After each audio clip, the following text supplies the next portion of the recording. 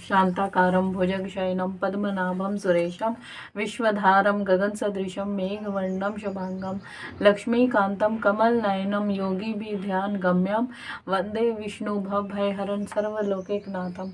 हे रमापति लक्ष्मीपति कमलापति मेरे नारायण, मेरे लक्ष्मी नारायण आपकी जय हो। जय जय श्री राधे। एकादशी महात्म्य की जय हो।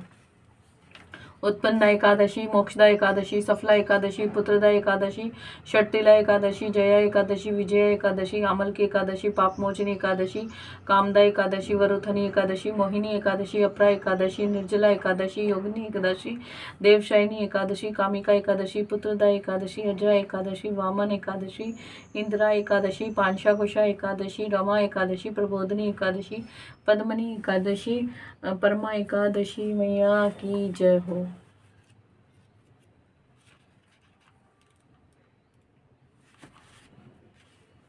अब आमल की एकादशी महात्म्य। मानधाता जी बोले कि हे वशिष्ठ जी, यदि आप मुझ पर प्रसन्न हैं तो ऐसे व्रत की कथा कहो जिससे मेरा कल्याण हो। मैं ऋषि वशिष्ठ जी बोले कि हे राजन, सब व्रतों से उत्तम और अंत में मोक्ष देने वाली आमल की एकादशी का वर्णन करता हूँ। यह फाल्गुन माह शुक्ल पक्ष में होती है।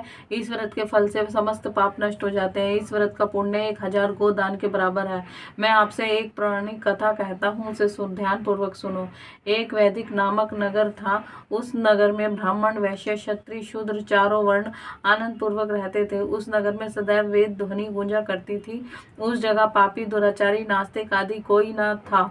उस नगर में चैत्ररथ नामक चंद्रवंशी राजा राज्य करता था। वह महान विद्वान तथा धार्मिक था। उस राज्य में कोई भी दरिद्र तथा कंजूस नहीं था। उस नगर के सब निवासी विष्णु भक्त थे।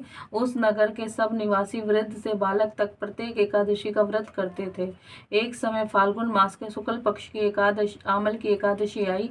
राजा अपनी प्रजा, वृद्ध, सेवा लक तक सबने हर्ष सहित उस एकादशी का व्रत किया। राजा अपनी प्रजा के साथ मंदिर में जाकर कुंभ स्थापित करके धूप, नैवेद्य, पंचरत्न, छत्र आदि से धात्री का पूजन करने लगे।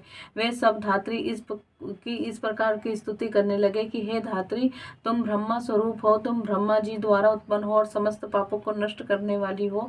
तुमको नमस्कार है। अब तुम मेरा अर्थ स्वीकार करो। तुम श्री रामचंद्र जी के द्वारा सम्मानित हो। मैं आपको प्रार्थना करता हूँ, मेरे समस्त पापों का हरण करो। उस देवालय में रात्रि को सबने जागरण किया। रात्रि के समय उस जगह एक बहेलिया आया। वह महापापी तथा दुराचारी था। अपने कुटुंब का पालन वह अजीब हिंसा करके करता था।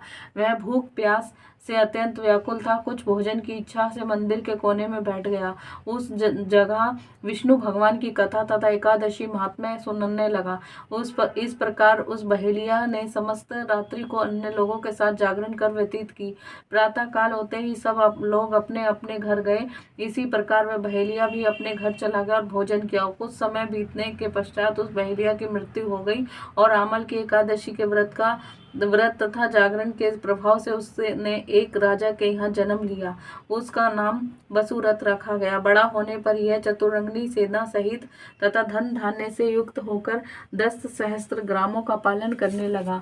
वह तेज सूर्य के समान कांति में, चंद्रमा के समान वीरता में, विष्णु भगवान समान और क्षमा में पृथ्वी के समान था। वह अत्यंत धार्मिक, सत्यवादी, कर्मवीर और विष्णु भक्त था। वह प्रजा का सम्मान भाव से पालन करता था। वह सदैव यज्ञ किया करता था और दान उसका नित्य का कर्तव्य था। एक दिन वह राजा शिकार खेलने के लिए गया। देवयोग से वन में रास्ता भूल गया और दिशा ज्ञान न होने के कारण उसी वन में वृक्ष के नीचे सो गया। उसी समय पहाड़ी डाकू वहां आए और राजा को अकेला देखकर उस पर मारो मारो का शब्द करके टूट पड़े। वह डाकू कहने लगे कि इस दुष्ट राजा हमारे माता पिता, पुत्र पौत्र आदि संबंधियों को मारा है तथा देश से निकाल दिया, अतः इसे अब अवश्य मारना चाहिए। ऐसा कहकर वह डाकू राजा को मारने लगे और उस पर अस्त्र शस्त्र राजा के शरीर पर गिरते ही नष्ट हो जाते और राजा को पुष्पों के समान प्रतीत होते थे। उन डाकुओं के अस्त्र शस्त्र उन पर उल्टा प्रहार करने लगे, जिससे वे मूर्छित हो गए। उस समय राजा के शरीर से एक दिव्य देवी प्रकट हुई। वह देवी अत्यंत सुंदर थी तथा सुंदर वस्त्रों तथा आभूषणों से अलंकृत थी। उसकी भ्रुकुटी टेढ़ी थी। उसकी आंखों से लाल लाल अग्नि निकल रही थी। वह उस समय दूसरे काल के समान प्रतीत होती थी। वह उन डाकुओं को मारने दौड़ी और समस्त डाकुओं डाकुओं को काल के गाल में पहुंचा दिया। जब राजा जगा तब इन डाकुओं को मरा हुआ देखकर सोचने लगा कि इन शत्रुओं को किसने मारा है। जब वह राजा ऐसा विचार कर रहा था तभी आकाशवाणी हुई कि हे राजन, इस संसार में विष्णु भगवान के अतिरिक्त तेरी कौन रक्षा कर सकता है। इस आकाशवाणी को सुनकर राजा अपने नगर को वापस आ गया और सुखपूर्वक राज करने लगा। महर्षि वशिष्ठ जी बोले कि हे राजन, यह आमल की एकादशी के व्रत का प्रभाव था। जो मनुष्य एक आमल को एकादशी का व्रत करते हैं वे प्रत्येक कार्य में सफल होते हैं और अंत में विष्णु लोक को जाते हैं। बोलो विष्णु भगवान की जय। बोलो लक्ष्मी नारायण भगवान की जय। बोलो बाल गोपाल की जय। जय जय श्री राधे राधा वल्लभ श्री हरिवंश महाप्रभु की जय हो।